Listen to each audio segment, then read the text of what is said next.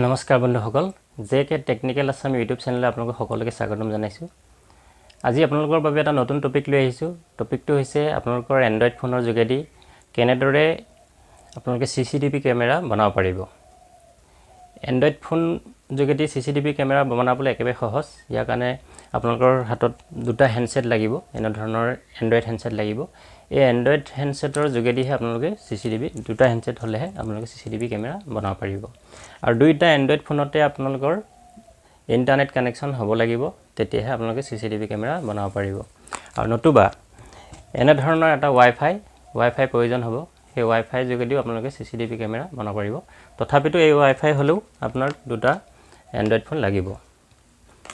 গতিকে এই এন্ড্ৰইড ফোনৰ যোগেদি যেটো সিসিটিভি কেমেৰা বনাব পাৰি বা তাৰ উপৰি আজিকালি বিভিন্ন ধৰণৰ কেমেৰা বজাৰত কিনিবলৈ পায়।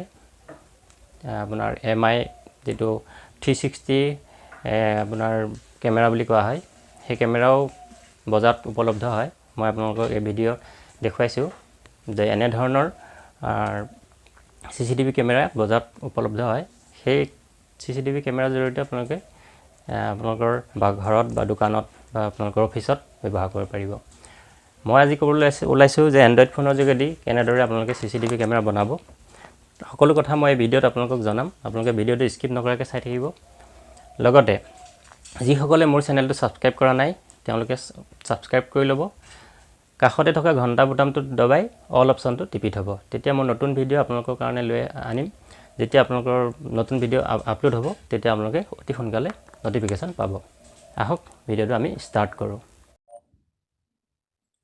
পোনপ্ৰথমে আপোনালোকৰ নিজৰ মোবাইলত প্ৰথমতে আপোনালোকে প্লে ষ্টৰটো খুলি ল'ব। ইয়াত আপোনালোকে টাইপ কৰিব আলফ্ৰেড কেমেৰা।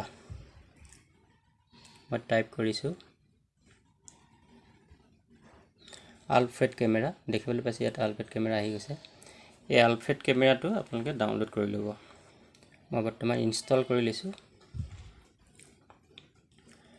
আৰু আপোনালোকৰ এটো ইনষ্টল হৈ থাকিব। অন্য মোবাইলটোতো আপোনালোকে প্লে ষ্টৰত গৈ আলফ্ৰেড কেমেৰা ডাউনলোড কৰি ল'ব।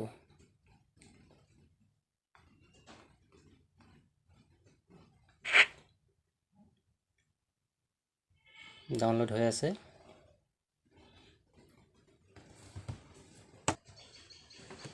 এই আপোনালোকে দেখিবলৈ পাইছে এটা মোবাইলত বৰ্তমান এপ্লিকেশনটো ইনষ্টল হৈছে, পেন হৈ গ'ল। এতিয়া মই দুইটা মোবাইলতে গুগল একাউণ্ট দি লগইন কৰি লৈছো। ইয়াৰ পাছতে এনেকুৱা এটা ইন্টাৰফেস খোল খাব। মই বৰ্তমান স্কিপ কৰি দিছো।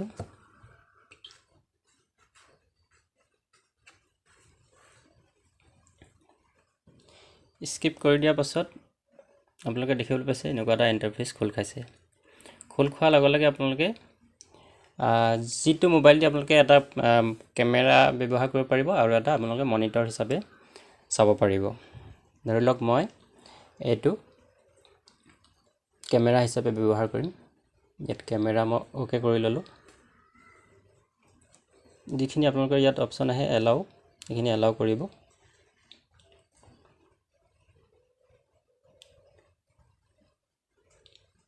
এলাও কৰাৰ পাছত এটো আপোনাৰ কেমেৰাৰ কাৰণে ইউজ হ'ব। হেলো কেমেৰাৰ কাৰণে ইউজ হ'ব। আৰু ইটো মোবাইলত আপোনালোকৰ মনিটৰ হিচাপে ইউজ হ'ব। গতিকে আপোনালোকৰ ইয়াতে এটো সেটিংত যেটো কেমেৰা আপোনালোকে ইউজ কৰিব হেতুত আপোনালোকে এটা ইয়াত কিউআৰ কোড দেখিছে। ইয়াত কিউআৰ অন্য মোবাইলটোত কিউআৰ কোডটো আপোনালোকে ওপেন কৰিব। ধৰি লওক আপুনি এটো মোবাইল মনিটৰ হিচাপে ব্যৱহাৰ কৰিব আৰু এটো আপোনাৰ কেমেৰা হিচাপে ব্যৱহাৰ কৰিব। গতিকে মনিটৰ হিচাপে ব্যৱহাৰ কৰাটো আপোনালোকে কিউআৰ কোড সিলেক্ট কৰি ল'ব আৰু মনিটৰ কেমেৰা হিচাপে ব্যৱহাৰ কৰাটো আপোনালোকে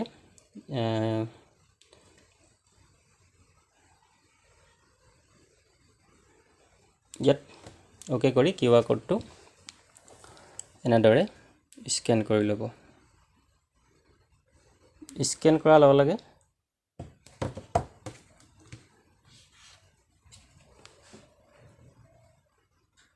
এনেদৰে স্কেন কৰি ল'ব। গতিকে নেটটো শ্ল' থাকিলে আপোনালোকৰ পেয়াৰিং হোৱাত অকণমান শ্ল' হয়। পেয়াৰিং দুইটা মোবাইলটো আপোনালোকে দেখিবলৈ পাইছে, পেয়াৰিং হৈ গ'ল। এতিয়া এইটো মই আপোনাৰ কেমেৰা হিচাপে ইয়াত ৰাখিছোঁ।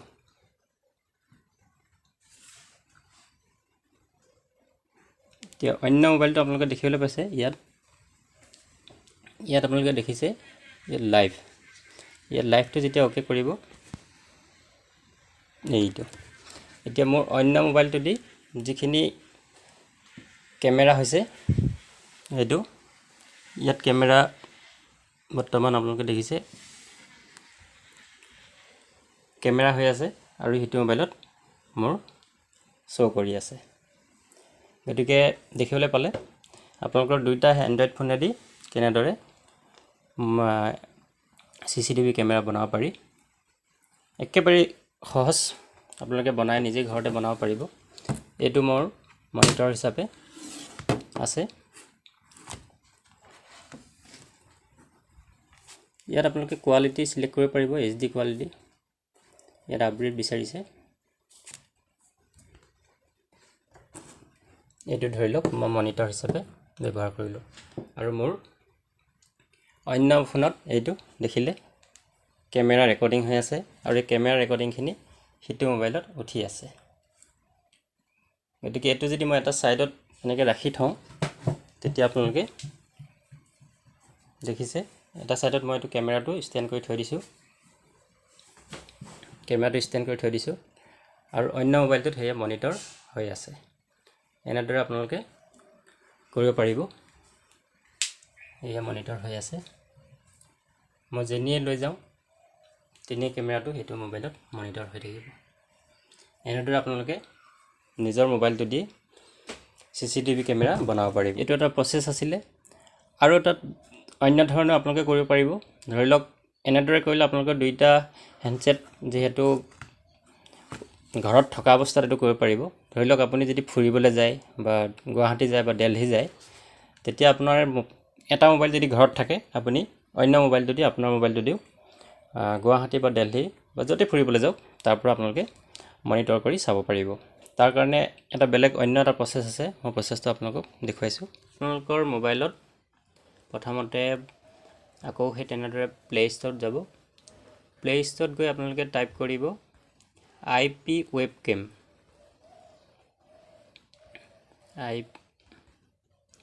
IP ৱেবকেম দেখিলে, IP ৱেবকেম। এইটো আপোনালোকে যিটো কেমেৰা আপোনালোকে ব্যৱহাৰ কৰিব তাত আপোনালোকে ইনষ্টল কৰিব। এয়া মোৰ ইনষ্টল বৰ্তমান হৈ আছে। ইনষ্টল হৈ যোৱাৰ লগে লগে আপোনালোকে সেই এপ্লিকেশ্যনটো অ'পেন কৰিব। অ'পেন কৰাৰ পাছত আপোনালোকে দেখিবলৈ পাব এটা নতুন ইণ্টাৰফেচ খোল খাইছে। মই ইয়াতে ফিনিছ কৰি লৈছোঁ। ইয়াত আপোনালোকে দেখিছে ভিডিঅ' পাৰফৰ্মেঞ্চটো আপোনালোকে যিখিনি আছে সেইখিনি ছেটিঙত এলাউ কৰি ল'ব। এলাউ কৰাৰ পাছত আপোনালোকে ইয়াত দেখিছে মেইন কেমেৰা বা ছেকেণ্ডেৰী কেমেৰা। এই মেইন কেমেৰা বা ছেকেণ্ডেৰী কেমেৰা এইকেইটা আপোনালোকে নিজে চিলেক্ট কৰি ল'ব পাৰিব। মই বৰ্তমান মেইন কেমেৰাটোৱে চিলেক্ট কৰি লৈছোঁ। ফ্ৰণ্ট কেমেৰাটো বৰ্তমান নালাগে। তললৈ স্ক্ৰল ডাউন কৰিব। ইয়াত একেবাৰে শেষত দেখিবলৈ পাইছে ষ্টাৰ্ট ছাৰ্ভাৰ। ষ্টাৰ্ট ছাৰ্ভাৰত আপোনালোকে ক্লিক কৰিব। ক্লিক কৰাৰ পাছত এনেদৰে এটা জেনেৰেটিং হৈ থাকিব। লগে লগে আপোনাৰ মোবাইলৰ কেমেৰা খোল খাব। দেখিলে কেমেৰা খোল খাই গ'ল। ইয়াতে আপোনালোকে দেখিবলৈ পাইছে যে এটা IPv4 এটা লিংক আহিছে। এইটো আপোনালোকে দেখিছে IPv4 একেবাৰে ওপৰত আছে। IPv4 HTTP এনেদৰে আপোনালোকে দেখিবলৈ পাব। এইটো এটা আপোনালোকৰ লিংক হয়। এই লিংকটো এতিয়া আপোনালোকৰ অন্য মোবাইলত ক্ৰম ব্ৰাউজাৰ আছে বা ইণ্টাৰনেট ব্ৰাউজাৰ আছে, তাত আপোনালোকে অ'পেন কৰিব লাগিব। আপোনালোকৰ অন্য মোবাইলটোত আপোনালোকে ইণ্টাৰনেটৰ যিকেইটা ব্ৰাউজাৰ আছে গুগলতে হওক বা ক্ৰম ব্ৰাউজাৰতে হওক ক্ৰম ব্ৰাউজাৰটো আপোনালোকে অপেন কৰিব অপেন কৰাৰ পাছত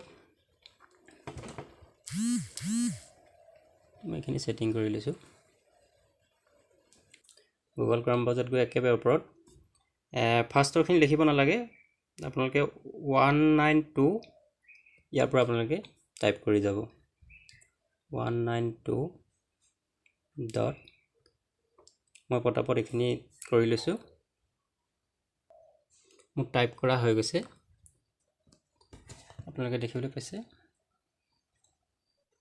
টাইপ কৰা হৈছে আপোনালোকৰ এই আইপি এড্ৰেছটো বেলেগ আহিব মোৰ লগত নিমিলে বা মোৰ এতিয়া যিটো আইপি এড্ৰেছ সেইটো আপোনালোকে যদি অন্য মোবাইলত বা আপোনালোকৰ বন্ধুক যদি দিয়ে তেওঁলোকেও চাব পাৰিব মই বৰ্তমান এই সময়কণৰ কাৰণে মই বৰ্তমান কৰিছোঁ গতিকে আপোনালোকে ইয়াত গৈ পিনে চাৰ্চ বুটামটো টিপি দিব টিপি দিয়াৰ লগে লগে আপোনালোকে দেখিছে ইয়াত আইপি ৱেবকেম এই সাইটটো খোল খাই গৈছে খোল খোৱাৰ লগে লগে আপোনালোকে ইয়াত গৈ পিনে ব্ৰাউজাৰত টিপি দিব টিপি দিয়াৰ লগে লগে দেখিলে মই এতিয়া এই মোবাইলটো ৰেকৰ্ড কৰি আছোঁ আৰু মোৰ সেই আইপি এড্ৰেছৰ যোগেদি এই তাত ওলাই আছে দেখিবলৈ পাইছে